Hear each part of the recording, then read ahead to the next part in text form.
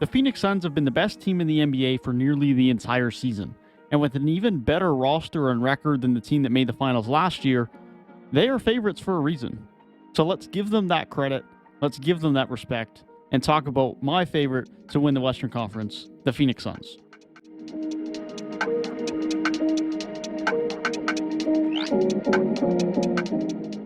The Phoenix Suns are one of the top teams in the NBA on both sides of the floor.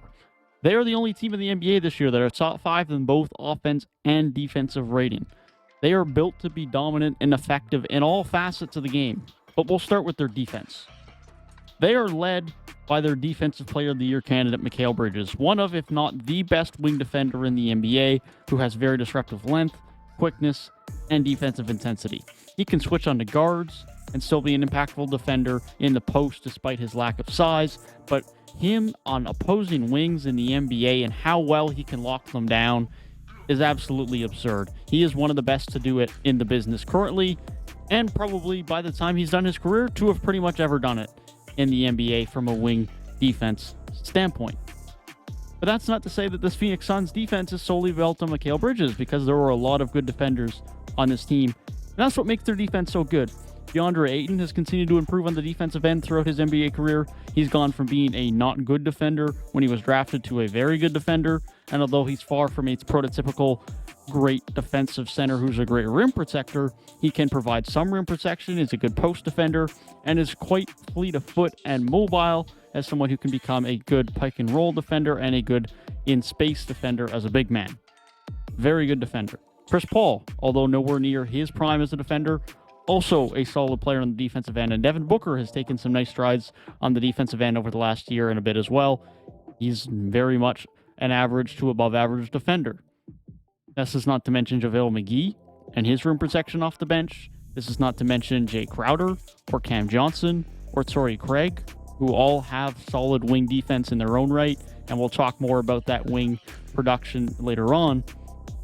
But this team is loaded with good defenders, while arguably having the best wing defender in the NBA. As far as an elite offense goes and that elite two-way production, having two great bucket getters and two great guards and playmakers in CP3 and Devin Booker is at the heart of it. And with CP3's continued playmaking, as it has often been throughout his career, big men feast on it. DeAndre Ayton is a big benefactor of it. JaVale McGee has played well. Bismack Biyombo has benefited from the playmaking of Chris Paul. Throw that in alongside Devin Booker having arguably had the best scoring season of his career, and that DeAndre Ayton continues to play well when given significant opportunities on offense, even though those can be limited. The Suns have had great spacing, with all of their players from point guards through to power forward all having fairly good three-point shooting outside of Torrey Craig, who can be a bit hit and miss. And in turn, they are top 5 in offensive and defensive rating, while being top 5 in the NBA in three-point percentage on the year.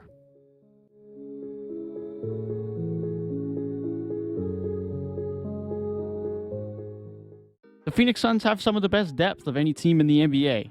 Their bench consists of Cam Johnson, who has taken a big step forward this year, has been a very good draft pick for them, a good key and consistent bench scorer, gives them some spacing, a little bit of shot creation as well at times off the bench, can take a little bit of that pressure off of that bench unit, off of CP3 and Devin Booker.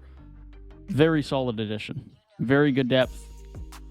Can give you a little bit of defense as well, alongside some of that scoring and spacing.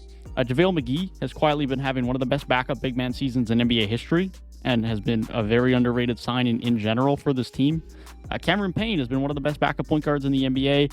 Can provide some defense, some scoring, some playmaking, and has played very well when filling in for Chris Paul in the starting lineup this year. Torrey Craig was a great depth addition at the trade deadline, having experience in the Suns system already. He's come in and been a good depth addition for them, and really was the only position they were lacking depth at was at power forward, and now gives them 4 legit wings that they can rotate. Landry Shamet has been a good depth addition as well, who's provided some valuable spacing and three-point shooting. This is not to mention that Aaron Holiday still exists, Elfrid Payton still exists, and Bismack Biyombo. Last year's Phoenix Suns team was deep. This year's team is even deeper in numbers and in quality.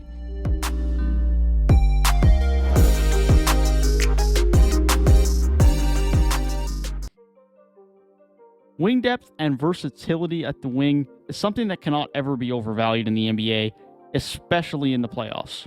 And having that level of depth and versatility, especially defensively, is something the Suns have and use to their benefit. This is a very big reason why I am a big fan of the Torrey Craig edition.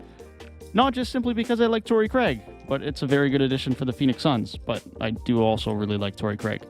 Having 4 wings, you can play at the 3 or the 4 if needed. This makes things so much easier in case of injury, in case of having to have different lineups, different rotations, foul trouble, you name it. It also makes it a lot easier to keep a high level of defensive intensity. You can rotate guys. You can keep that high level of energy and not just have to rely on Mikal Bridges every single possession down the floor. You would like him to do that, but Mikal Bridges can't exactly cover the best players on the opposing team for 48 minutes a night. That's just not going to happen. The experience, leadership, and good coaching of the Phoenix Suns should also not be overlooked in terms of this playoff run. Amani Williams is one of the better coaches in the NBA and may very well win Coach of the Year this season. And that's not to mention the leadership on and off the court that you get from Chris Paul. The experience in the core of this group now has in general and as a collective in the playoffs will certainly come in handy, but specifically in the face of adversity in the playoffs.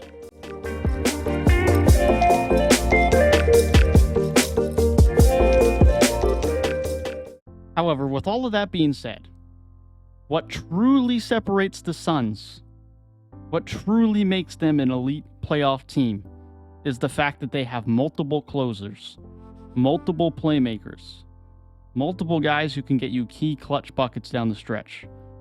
Chris Paul has always been a mid-range god, and in the clutch that doesn't change. He knows how to close games, make the right decisions, get buckets, playmake for others, you name it. He knows how to do it, period. Devin Booker is a great clutch scorer in his own right. Less of a track record than CP3, sure, but is still great at creating his own shot from mid-range or from deep. But it's the fact that there's 2 of them that makes the Suns team so difficult to defend, both from the perimeter at any given time. You can't send everyone at Devin Booker. You can't send everyone at Chris Paul.